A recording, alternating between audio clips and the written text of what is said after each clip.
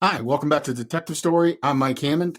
Thanks a lot for joining in again. We really appreciate it. I hope that you're enjoying our material and the shows. We really appreciate your support. And if you like it, please continue to subscribe, download, leave us a review, comments. You can always reach out directly to me if you like. If you'd like to whatever you'd like to talk about. I'm happy to have the interaction. The best way to do that's my email, which is always in the show notes. That's mike@detectivestory.net. I'm always happy to hear from all of you. So today we're moving in just a little different direction. We're going to start doing some interviews with some people. One of the great things about the response we've gotten from the show is the really interesting people that I've gotten the chance to talk to. And starting today, we're going to do some interviews with some of these folks, and I think you'll enjoy it. I will continue to do the discussions about detective work and homicides and cases I worked on and cases I'm aware of as they come up. And there's a lot. Got plenty of those kind of cases on the docket to tell you about. But with today, we're gonna start doing some of these interviews, and we are starting today with a woman who is really fascinating and just has a tremendous story. And that story she documented in this book, The Other Side of the Gun: My Journey from Trauma to Resiliency. It's available on Amazon in all its forms. I highly recommend this book. It's only 170 pages. It's pretty quick read. It's really well written. It's concise, to the point. She does discuss the issue that brought her here, the incident, but what she focuses on is her recovery from that and how she was able to find joy and happiness, move on with her life, and really begin the process of not only helping herself, but many other people. The story that led her here is this. Her father was a detective with the LA Police Department. His name was Thomas Williams. And on Halloween, October 31st, 1985, he was shot and murdered in a straight assassination by gang members as he was picking up his son, his 6-year-old son, Susan's younger brother, from his son's preschool. The gang members had followed him, watched him for some time, and determined that was where he was most vulnerable. In the last moments of his life, Detective Williams had to make a really difficult decision, and I hope none of us ever have to face. He saw them coming, knew what was about to happen, could have defended himself and possibly survived, or make the decision that he did, being the human that he was, alert the kids, including his own son, parents, and teachers walking out of the school. Of course, he chose the latter, and none of the students, parents, or anybody else was injured. Detective Williams did not survive the attack. His attackers were identified, prosecuted, and the main players remain in prison to this day, and hopefully that's where they will end their days. So I talked with Susan. She talks about her book, her recovery, and all that went into it. I think you'll find it interesting, and I hope that you do. So please give it a listen and let us know your thoughts. I will talk to you soon. Hi, this is Mike Hammond. Let's take a moment from our regular programming for a real talk about safety and security. I want to introduce you to Blue Knight Security Solutions. Yep, Knight, like King Arthur's court. Your ultimate partner in protection. Blue Knight Security Solutions isn't just your average security company. They are a team of elite detectives, investigators, and law enforcement professionals with unparalleled expertise. Especially in this realm, I wouldn't vouch for just anyone, but I confidently endorse Blue Knight because I have seen their skills firsthand. Whether you need real-world investigative prowess or comprehensive security measures for your business, synagogue, church, school, or any gathering place you feel at risk, Blue Knight Security Solutions has you covered. From risk assessment to tailored security plans, they'll ensure your safety is priority number one. So, if you're in need of real safety, contact Blue Knight Security Solutions today at 773-706-4920 or visit BlueKnightSecuritySolutions.com. Again, Knight like the round table, BlueKnightSecuritySolutions.com. Tell them I sent you.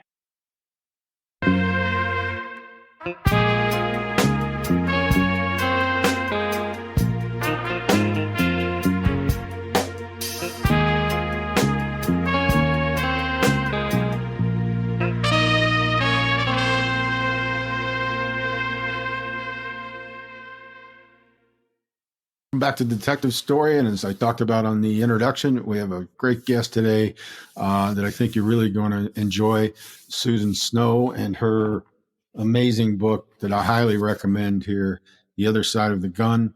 I'll let her talk about that. We'll discuss it more. But really proud to have you here, Susan. Thank you very much. First, Thank you for having me. It's actually an honor for me. I love the Leo family, and from wherever you sit in the United States or otherwise. Yeah, it's good to be here. Thank you very much. I appreciate that. So let's just start, if you don't mind, and tell my listeners a little bit just about yourself, so they have I give them a general idea, but from your own mouth, let us know a little bit about you. Well, I am married. I have been with him for 38, almost 39 years, which is crazy to think about. Congratulations, just on that alone. It's not easy. It's not easy. I mean, we went through everything together. So, and I have 3 wonderful kids, and I won't go into their ages because it makes me a little old. But they're all adults. Enough. We'll just say that. And one of them is actually married. So, I am a speaker. I'm an international speaker. I am a resiliency coach, and I'm also right now in real estate. I've been in real estate for 14 and a half years. But even in real estate, I recognize that there's some people hurting and need to find their resiliency. So here I am. Right. And that's a good jumping off point, I think, because I just had a conversation before we jumped on with my ex-brother-in-law, who I'm still really close with. In fact, we have a standing joke that I got custody of him in the divorce, even though he's in his 50s. But he's a good man. And we were talking about, trauma and, everybody's trauma is their own, right? Like he owns a bar, and he was talking about how many people he knows in the industry. Chicago is a big bar town, and just a, social in that way. How many people he's lost, and when he tries to take stock in, it's a lot. And, I made the point to him, and I think this is relative to what you just said. I mean, you don't have to. Everybody's trauma is their own, right? And what they go through. And I think sometimes with people, we have conversations with people, your story, as I described in the intro, but just to reiterate it, I mean, your story starts long before you're 17 years old, but the turning point, of course, was, your father was, by all accounts, an amazing, outstanding detective and police officer of the LA Police Department, was murdered, really because of his great police work.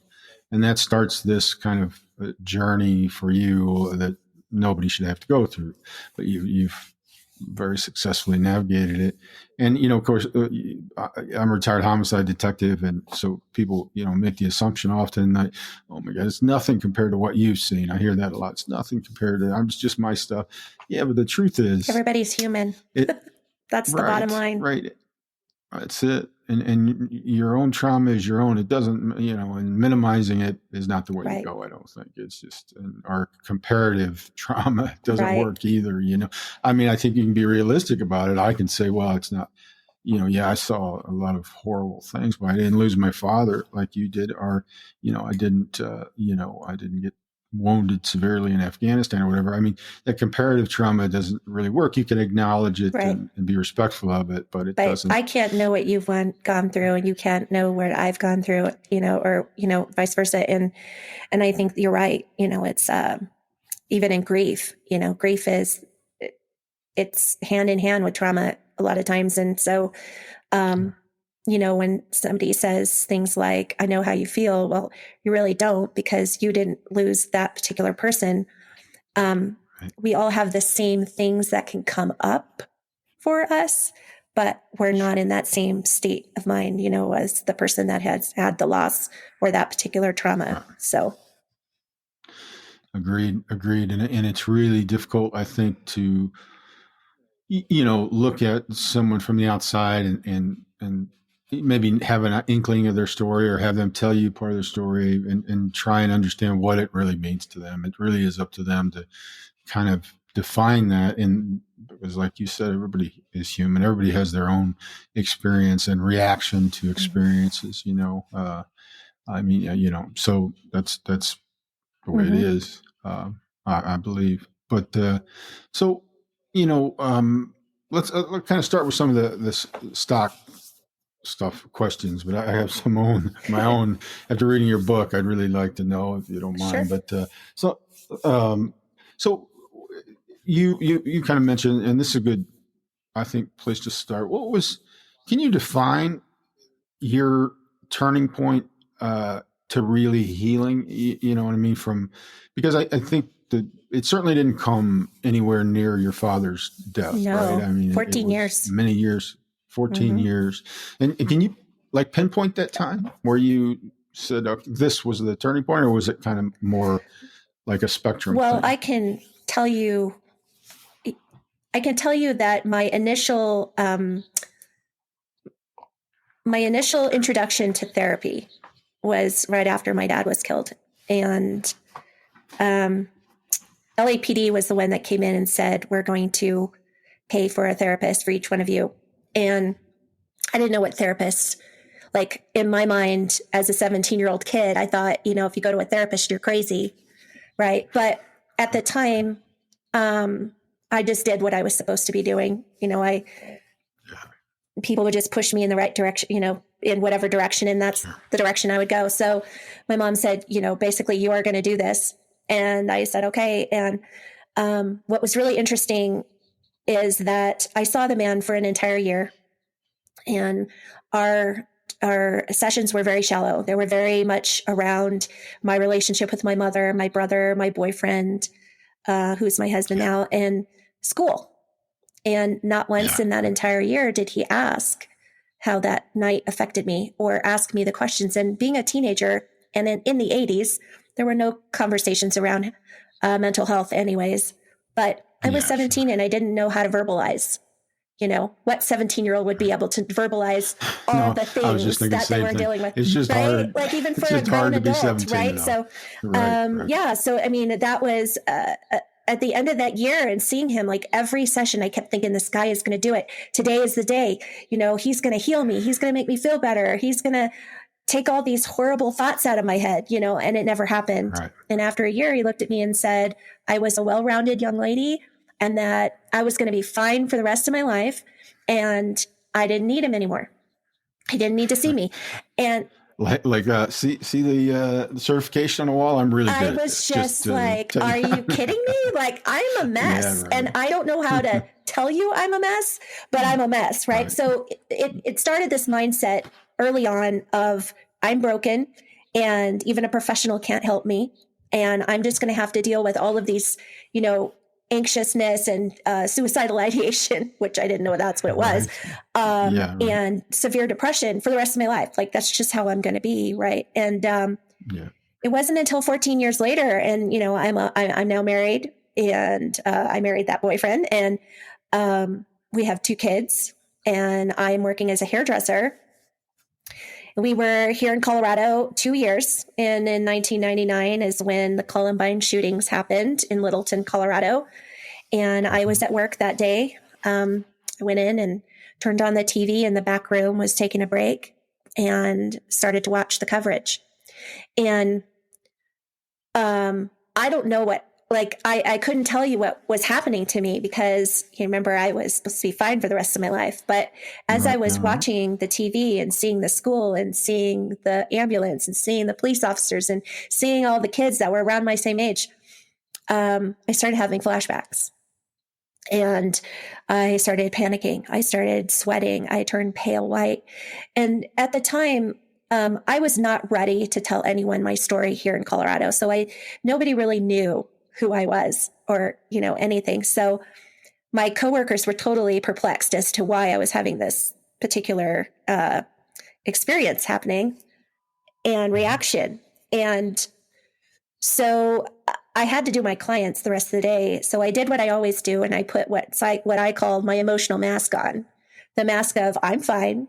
This isn't going to affect me. I'm going to go about my day. I'm going to do my work and this is all going to be fine. Fine. Like my favorite word. Right. So I did my day. I went on and my clients were none the wiser. I walked out the door and my world completely collapsed. I started spiraling and, all of the old feelings, all of the old anxiety, all of the old suicidal ideation came flooding back and I couldn't understand why. And so, it was a couple days later, 2 or 3 days later, my husband had just watched this happen. He knew I was spiraling and he just met me at the door and said, you have two choices. You either get help or I'm putting you in a hospital. And I didn't want to leave my kids. Yeah. But then again, I wanted to leave I wanted to leave, but I didn't want to leave my kids. And so I went to the doctor and the doctor put me on antidepressants because that's what they do. And then my doctor said, now we need to find you a therapist. And I thought, oh, wait a minute. 14 years ago, I had a therapist and he couldn't fix me. What makes you think someone else is going to be able to do it? And he said, well, you need to take a chance, and gave me a referral of this woman who I am so blessed that I actually did. I just took the leap and I said, okay, I'm going to go see her. And I never looked back. It was the best experience for me because she specialized in severe PTSD and severe trauma. And the minute, like 5 minutes into our session, she said, Susan, everything that you have gone through since you were 17 years old is 100% normal because you have PTSD. And at that point, I was like really confused because I thought, wait a minute, I didn't go to war. I'm not in the military. Yeah, right. And she said, anyone who has experienced a traumatic, a thing in their life can experience PTSD. But what you need to know is that PTSD isn't something that goes away. It's something you manage. You learn to manage it with different modalities. And, I described this moment as the sky opening up and rainbows shooting out of it because I finally had answers. And I knew at that very moment that I wasn't crazy. And so I knew that, now that I had answers, she would be able to guide me in the way that I needed to heal. Yeah. So I had hope. That's amazing. Yeah, that's amazing. It's really, well, first of all, I had the wherewithal and the courage to go back. You and I talked a few weeks ago, and just as an introduction thing, we had a nice conversation, and we talked about this a little bit. And it's valuable to say again, therapists like medical doctors or policemen, are human beings, and they're going to be their motivations, everything, the quality of what they do, everything's going to change. And especially with therapy, it's a lot about finding a fit, right? And finding somebody that communicates in a way that communicates to you that you can understand, right? I went down that road. I think that, I always wanted to be a homicide detective. I read a book, when I was in Truman Capote's book, In Cold Blood, when I was like 16, and I just thought, oh, this is unacceptable. I need to, I couldn't articulate it, but whatever. I start this journey that eventually leads me to the Chicago Police Department. But when I actually became a homicide detective, I was excited and really wanted to do well, but after about 6 months, I was completely overwhelmed by the amount of violence and death. And I was just like, how's this sustainable for a lifetime, Yep. And, somewhere in there I saw, I went to the department therapist, and he was a good guy, but he was not a good fit. Cause it's a similar experience to you. It seems like, I was older than you were when you started, but he was just stuck on telling me, how good a person I was and how good a detective I was, what a reputation I had and all of that. And, at first it was nice, thank you. But then it became like, well, I finally had to tell him, look, hey, part of the reason I'm here is I hear what you're saying, but when I look at myself in the mirror, I don't see that person that you're describing. Right. And I couldn't make him understand that. So finally, I went through a couple of iterations of that, and then you go through imposter syndrome for sure. Yeah. They label you and you're like, Okay. What? Right. Sound like me, but okay. Uh, yeah, and that kind of epiphany or changing point for me actually didn't come until after I retired. Through all that stuff, and where I probably needed more guidance. But I was retired, and a good friend of mine, police officer, as a commander, was shot and killed, and I was the first time in many years I could do nothing. I couldn't. I was retired. I was calling my buddies working and saying, "Hey, what can I do? Can I?" And they're like, "Mike, nothing. We got it. Yeah. It's done." And I just, for a couple of days, I paced around my apartment like a wild animal and just thought I can't even control my own Yeah. thoughts. So I just made a call, and I hooked into this amazing therapist. I think he just understood from the start that I was data driven. I need to know, why is my brain working like this? Why is, this, I don't, and he was great at communicating to me that way. What do the studies show? What is this?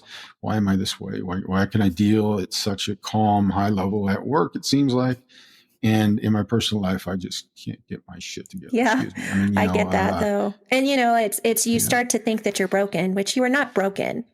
Parts of you are broken, but that's where the healing comes into play. And I hate when people say, "Oh, I'm so broken." Well, you're broken up. You're, a piece of you is broken, but you're not broken, right? Because there is always healing. But, you brought up a point that was important, is that for you had to find, just like I had to find, someone who I felt connected to, that I knew that I could be vulnerable with, because I was going to have to be vulnerable and share everything and be completely honest about everything that was going on in my brain, for the healing to really happen. And so I feel like, and I've had conversations with folks that have said, "Oh yeah, I've, seen this therapist 5 times and I don't feel like it's going anywhere, and therapy is not working for me."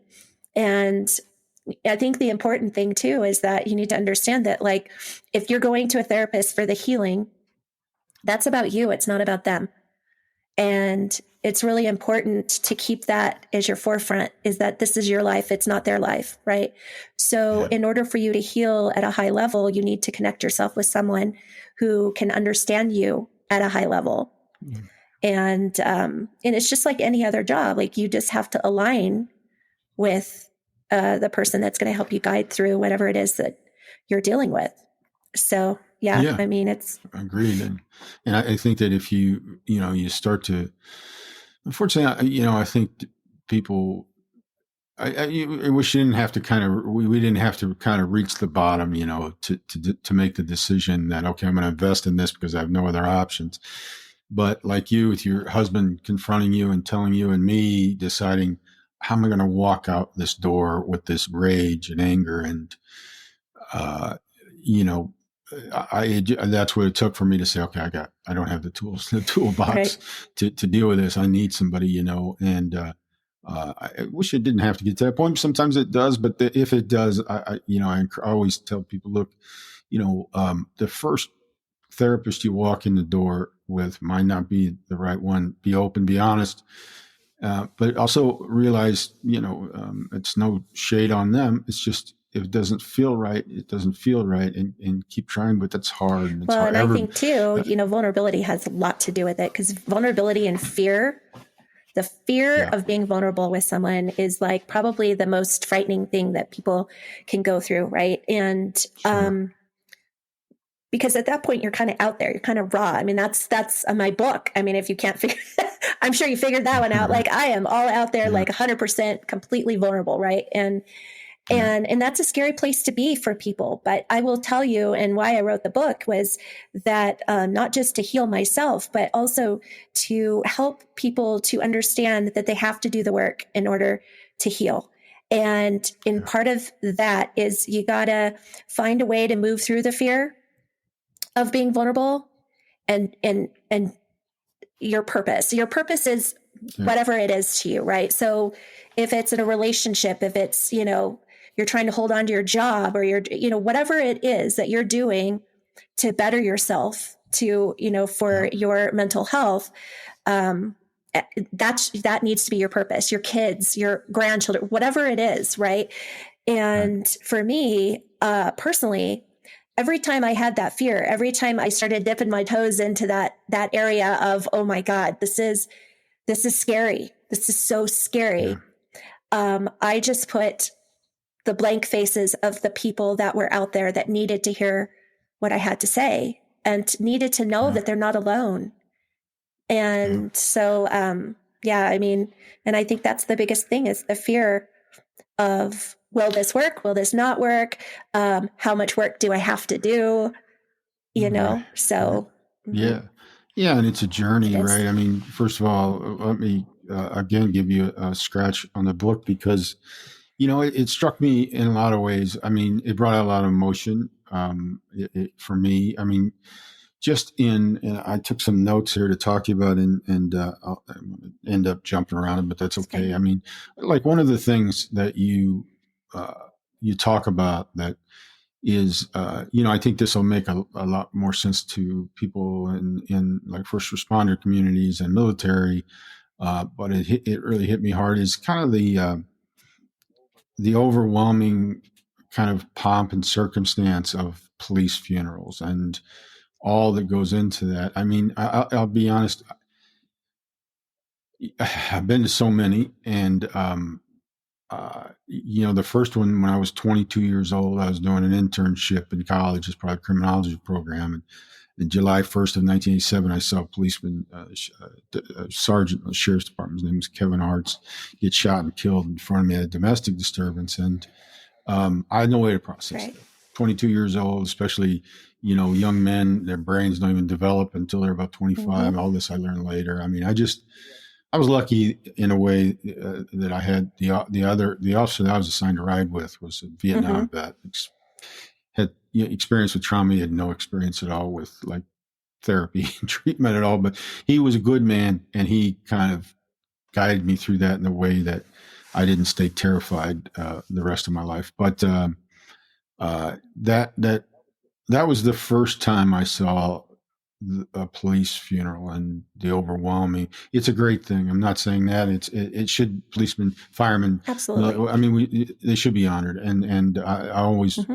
felt proud of that when I did it and being part of it. And when it was somebody close to me later, it was harder, and each time was Mm-hmm. harder. And uh, to be perfectly honest, I don't really go to them anymore unless it's somebody I really know. It's just because just mentally, Oh, it's it is. tough. 100%. It Yep. Yep. wears me on it, and I really admire the fact that you talk about in your book. You saw that officer was killed there in Colorado, and your first thought was his 15-year-old daughter, and so you made yourself go to that, and I think that's incredibly courageous. And uh, it just had to be a lot for you, and you describe it as being a It lot, was. It but was a lot. But I feel like since I was in my healing journey, it was a step that I had to take, and I had to take it alone.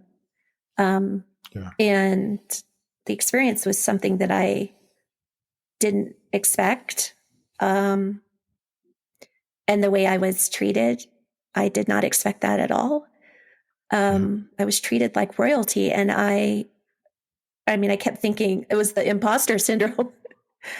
You know, right, I shouldn't yeah, be I standing hear with it, I these hear it. dignitaries. Like, I shouldn't be sitting with these Yeah, dignitaries, but that's the respect that's given as well. sure. But Yeah, and from my perspective, your the person he was and the work he did earned that right for you to yep, be there, to be that person, and to be respected. yep. And I've been through it, and I know that every policeman there was saying to each other, you know, a woman lost her father, and there's a deep respect there that's I've met some it's of hard to those men. describe. I've met men that were at my dad's funeral or were a part of the detail, and it's been pretty incredible hearing the stories and how much it affected them. Um, Yeah, so I take it as pride. I have pride for my dad and the respect that he had within the department, and sure. just who he was as a human being. And so I just have great pride when I hear those stories. You should, and that's great. I mean, it's it's a testament to him, and it's part of his legacy of who he was and who you are, right? I mean, I think we discussed this a little bit. I'm not a particularly religious person. I'm also not uh, like an atheist or anything like that. It's just whatever. It's my own thing. I respect people of faith a great deal. I don't want to disrespect God just in case, like W.C. Fields, hedging my bets all the time. But I just saw so many horrible things over the years. It's hard for me to reconcile in my head that it's God's fault or it's God's plan or Right. anything like I that. understand that. Uh, but I never mean to demean anybody else's faith. That's just where I'm at with it. But I always admire when people are able to, and in this podcast, I've interviewed some of the family members of some of my victims I worked on. And it's just amazing to me how they have recovered and found and been able to, and a lot of it's faith based. And I admire and appreciate it. And the fact that they can find joy again and have a life and think back fondly about their loved ones without it being overwhelmingly painful is super impressive. Well, I think that, and I think I had told you this before, like I found my purpose in my dad's death. And I know, when I say that, sometimes people cringe about it, but it is true. Like he had a purpose within his death as well. A lot of good has come out of it. And being as tragic as it was, a lot of good has come out of it as well. But for me, I just feel like with that, it just gave me it gave me the drive, the purpose, and I writing this book, I literally felt my dad like kicking me in the tush to get it out there and to get it done. And, I always tell people like, I am my father's daughter, 100%. So. Yeah, it comes through. I mean, I obviously didn't know your father. I was in college when this happened, and I was surprised when I first read your kind of bio in that. I'm like, I'm so well versed, unfortunately, for whatever reason, in policemen killed in line of duty across the country. I just have always paid that. I'm like, it's amazing. But I was 80. I was a sophomore in college and just goofy, probably just not paying attention, not understanding. I don't think until July 1st of 1987 I really understood the weight of it at all. But I've read quite a bit about him since you and I first talked, and we have a saying in Chicago: the best compliment that you can get from another policeman that you respect is that you're the real police. That guy's the real police. She's the real police. And that is a simple but powerful message that we have for each other. Meaning, you do it right, you do it well, and people respect you. And by all accounts, I think in Chicago parlance, your father was the real police. Thank you. So that means a lot. And you certainly, based on the book, he'd be very proud. Oh, thank you. You certainly care. Thank you. So all right, let's let Mike Hammond take the attempt of being a hardcore journalist here. I'm ready. Yeah. So this is not going to be at all like that. I'll never be. But I noticed some things I just wanted to discuss with you in a book that hit hard. Like you say, I'm a survivor, and I'm going to back that up with some other things you said here. But, I found myself in this mentality a few years ago of meeting some people that were clearly in distress, but they identified themselves as survivors. And I started to see that as a negative connotation a little bit, like I'm going to get through it, or I'm going to do whatever it takes to get through it. And sometimes those things weren't healthy, weren't good for people around them, and they're bouncing in and out of relationships or having a hard time, whatever. But you follow up with some really interesting stuff to that. It's not just I'm a survivor.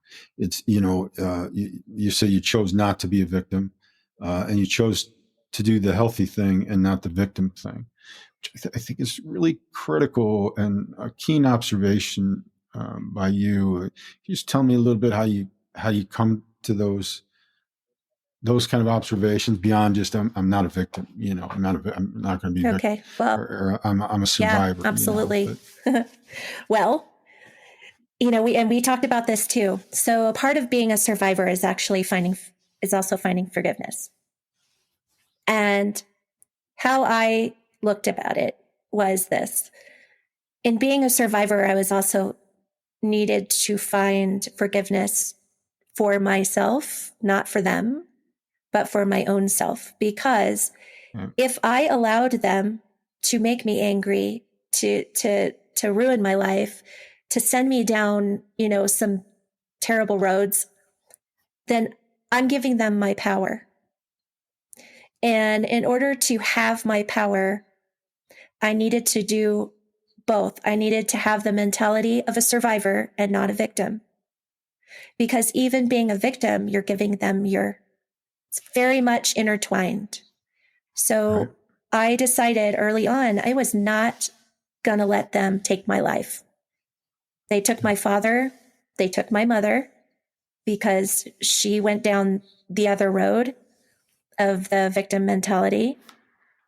And so did my brother for a short amount, for some time in his early years as a young man. He's no longer there. He's, coming around the survivor land.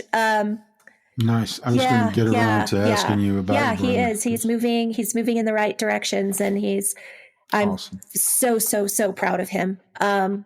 Good. But, that was a part of it, is that I saw what was happening to my mother, and I saw what was happening to my brother, and I said hard no. I put a line in the sand, and that was it. And I really felt like from the very get-go, I always felt like I would have my dad on my shoulder, and I would talk to him and be like, well, I need to live.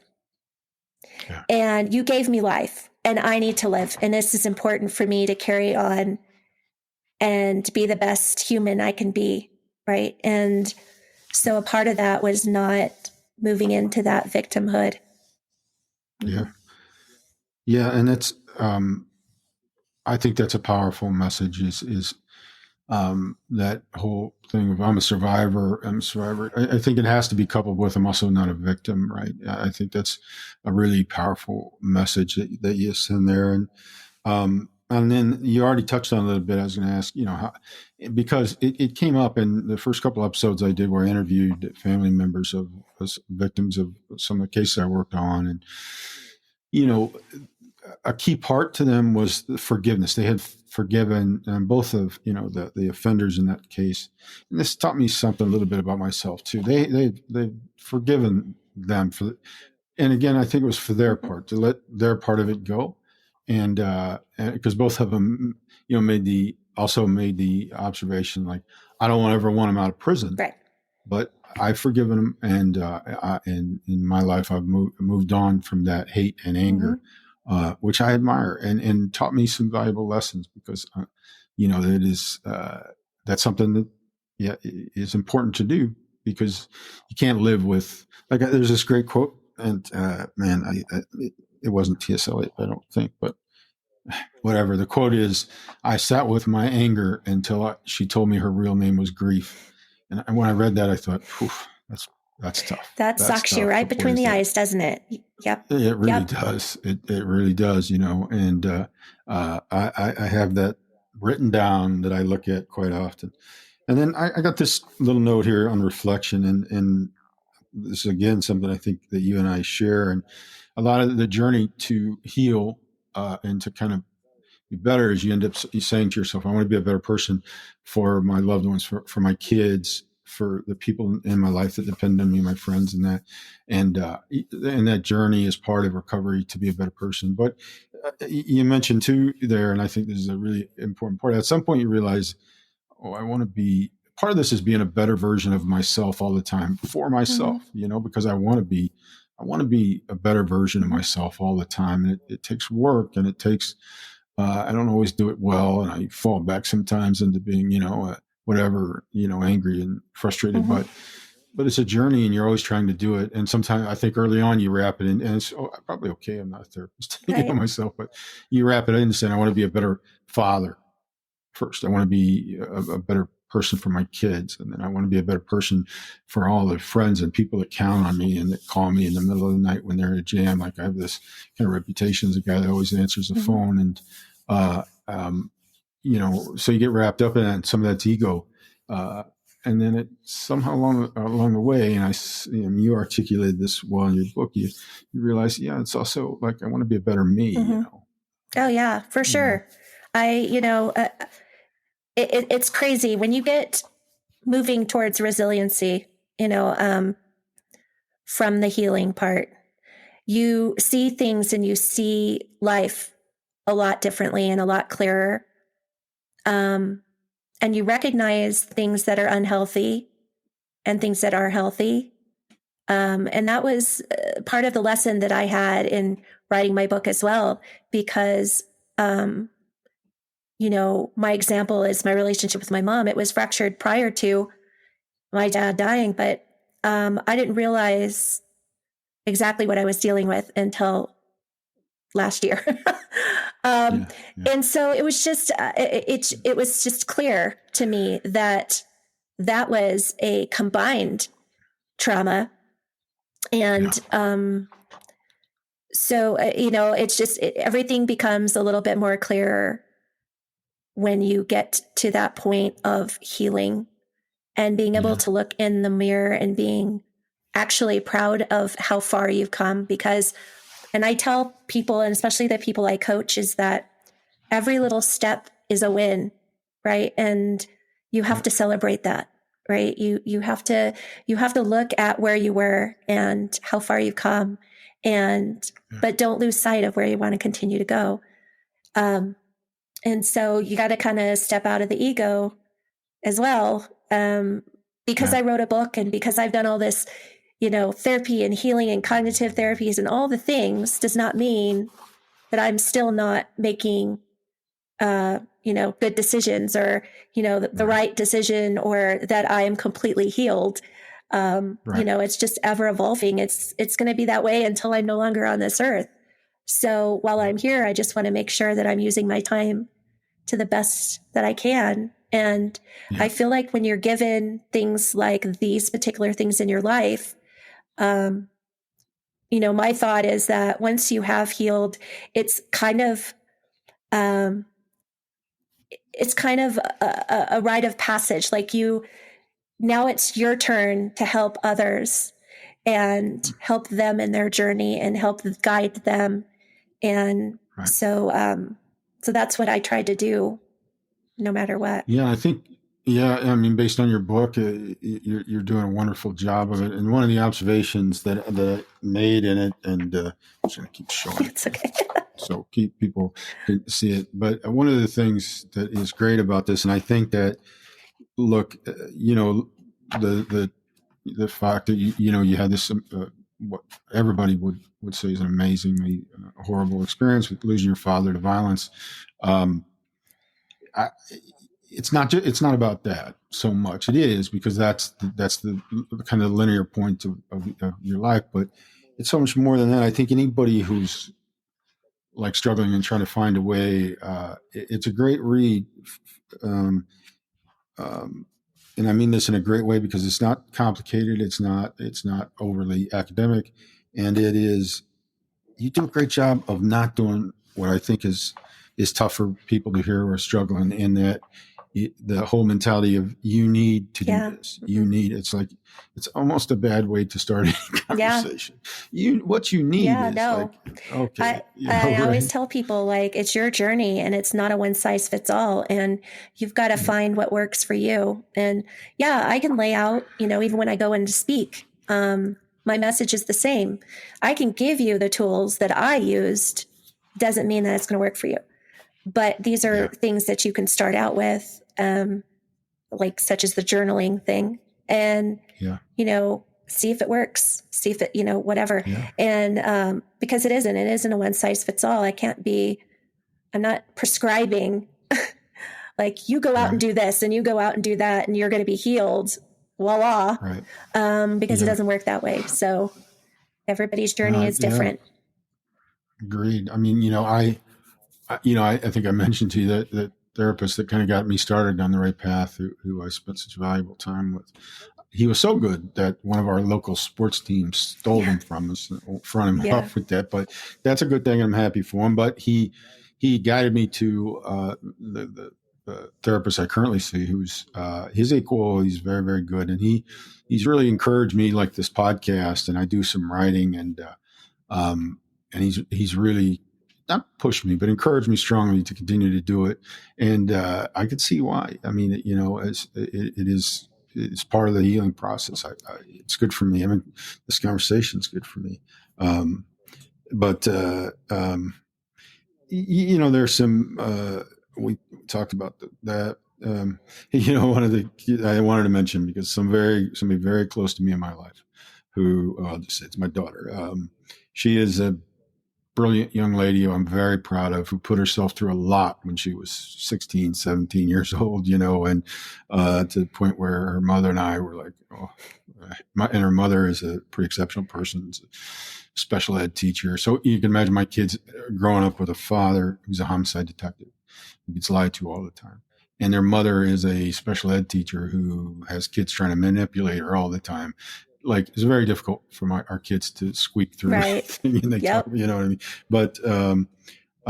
But my daughter decided she wanted to be a realtor as well, and she is, and she's starting a journey and doing great. She works hard. She's got this great combination of street smarts and real intelligence, but she failed the real estate test a couple of times. She would get mad at me for saying that. So did I. You can tell her that. I saw that in your book. I saw it, and I'm like, that's. I can't wait to tell my daughter, like, look at this. This is the way that we're. And one of another quote that I just wanted to hit on, because one of my closest friends from college, who was an amazing guy, he's a 3-time winter Olympian on the U.S. bobsled team. He's lived a great, incredible life. But he was with me. I was a roommate. He was my roommate on July 1st, 1987. And so he's been on this kind of journey with me as he's lived his life, I've lived mine. But you make this quote that I hear from him a lot, and it is, you put good stuff out there and let the universe take you where it's going to take you, right? And I smiled when I read that, and it gave me a little tear, because I'm like, I hear him say that a lot as well, and that's a great observation. And whether it's your faith or whatever that is, I think that's amazing kind of observation, right? Thank you. Yeah. So some of the other things that I saw, the quotes that struck me were great, because I've heard it before. I mean, God only gives you what you can handle. And I think sometimes people think, the mother of my kids, she that's one of her kind of life sayings. And it's like, people think sometimes, well, how much does he think I can handle? But I stopped asking. I think that's part of the journey. Yeah, right. I think that's smart. There is no bottom end. Don't do that. I just stopped asking, so. Yeah. And then the other things that were, I'll just say, were difficult for me to read, but hit really close to home. I mean, you said in there, every time there's a mass shooting or a policeman gets killed, it hits you. And I feel that every time. I'm the same. It is. I don't watch a lot of television news. I just shut myself off from my own mental health. I don't need it. I know if something's going on, I'll hear about it. But that's important, and that is the healthy route. And we had the shootings out here in Boulder, and the officer was killed, and he had many children. And I believe he was 42 years old, which was my dad's age. And I really didn't. We had a lot of coverage out here. Obviously, there was a lot of coverage, and they showed his funeral live. And I chose to not engage. I chose not to watch anything. I didn't watch any of the coverage. I didn't watch any of that. And I still had a reaction. I did have a reaction, even though I didn't. You just know, like, it's just. It just happens, right? And so I did have a reaction to it that I wasn't expecting to have, but because I had the tools, I was able to move through it. Yeah. But that's the difference between, like, my mom and I. Is my mom chose to watch all the coverage and sit there and watch every single thing, and just And when she asked me, it was right before Easter. And she asked me, did you watch all the coverage? Did you watch the coverage? And I said, no. Well, why not? And I said, because that's not the healthy thing for me to do for myself. and she could not understand it. She could not wrap her head around it. And so that's the mentality difference, right? And I know now what's important for me to do and what's healthy for me to do for myself when these things happen. And unfortunately, they happen way too often. And and it's I think for me, my mentality is when I see it, and yes, it does affect me, but it affects me in the way of man, another family is joining this club. Yeah. And I don't want this club, right? I want this club to stop and no longer. I don't want the wall in Washington to grow and grow and grow. And and so those are kind of the thoughts that go through my mind. Is when I hear those things, it saddens me because now there's another family that is dealing with that, and Yeah. You made this quote that I love. You said this quote that I love. I got to be his daughter. Yeah. And I think about that with my grandmother and my father, like how lucky am I, right? How lucky am I that their blood courses through my veins. And I harp on my kids about that. Look, you carry this blood in your veins and it's a gift, and I'm so excited for you that you have that recognition. Oh yeah. I feel grateful every single day, every day. Mm-hmm. Great. I like that. And also one more quote I wanted to hit on here, and we'll get off the heavy stuff a little, but you say in there in kind of in total, I surmise this, but I think it's really important for people to hear and think about. You're not defined by your weakest moments, right? And isn't that the truest thing? I don't care. I mean, I used to go to prisons all the time and talk to people because I just realized that is a good way to get information as a homicide detective. And a lot of guys wouldn't do that. A lot of detectives, I say guys in the general term, men and women, like I'm not really interested unless I have to. I'm not going. But somebody told me early on it's a good way to get information. They're not fun places, whatever. But, for anybody, whoever they are, you're not defined by your weakest moments. Sometimes there are horrible people who need to be in prison the rest of their life or worse, in my opinion, but that's a different conversation. But mostly it's not even about criminals. It's just about, people who struggle and people who have weak moments and feel like they're not, I'm always going to be this. Right. No, you're not defined by your weakest moments. And I love that you point that out, so eloquently described that, because everybody has weak moments. You know what I mean? Everybody has those moments that they're not proud of and they think of as huge mistakes. But that doesn't define you, right? Yeah, it doesn't. And, like I said before, we're all human, and we're going to make mistakes, and we're not perfect. And we're going to say the wrong thing. We're going to do the wrong thing, and I think the difference is that when you recognize that you do the wrong thing, take responsibility for it and learn from it. Life is full of learning, and that's why they call it a journey. Right. And opportunities for redemption, right? I mean, they're always there. So tell us about the book. How can people, my listeners, find this book? How do they get it? It's on Amazon, and it is available in the paperback form. It also is on Kindle. If you are a Kindle Unlimited subscriber, you can read my book for free. Okay, and I am going to work on doing a audio version of the book. I have to get into a studio in order to do that. It's a whole nother animal. But I am going to do my own narration. So, yeah. Wow. Good for you. That I will enjoy hearing that. I mean, I do a little bit of hybrid of all of it, but there are sometimes like I wanted a copy of this, so I have a copy, and I don't think you can see it here, but sitting back there, I have Truman Capote's In Cold Blood that stays with me always. But good for you. So now, what else we've got going? You've got a coaching company. Yeah, Resiliency, Empowering Resiliency coaching. And I'm also a speaker, so I'm always open to speak to any company, any organization.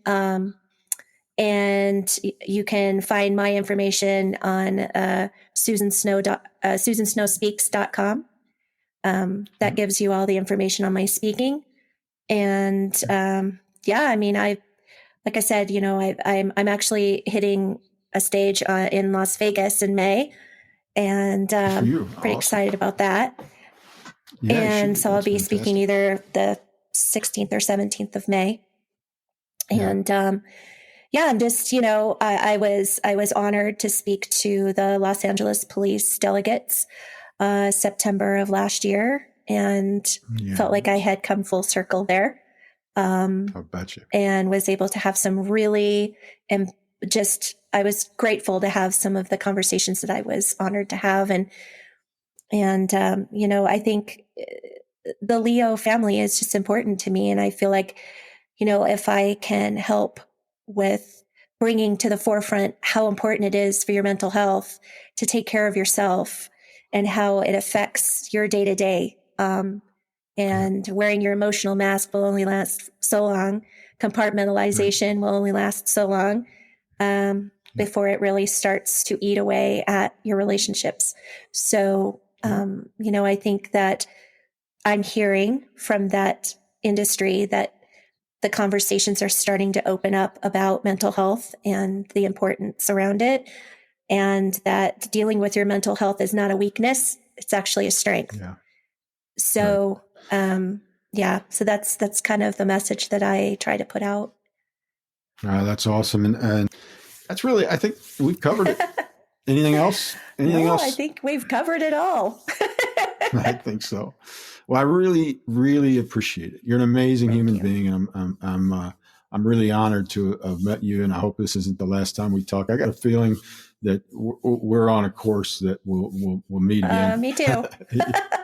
So, but congratulations on everything, and my best to your family and your entire family.